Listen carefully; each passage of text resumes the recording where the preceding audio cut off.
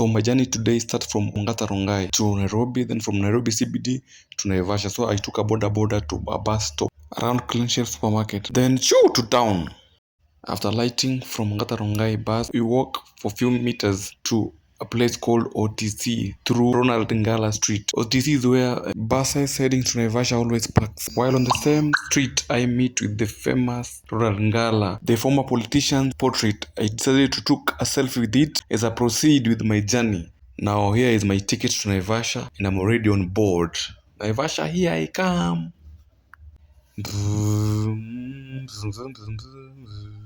I'm so happy today. I'm so happy.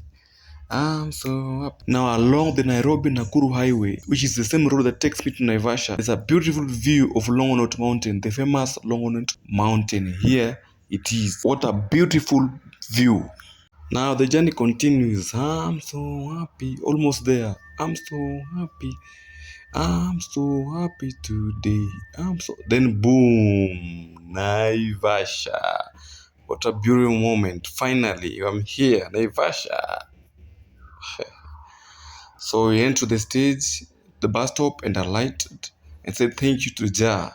So because I was hungry, I decided to go somewhere to take something, and I ordered chapati and dengu, my favorite chapo dengu or chapo beans. That's my favorite food.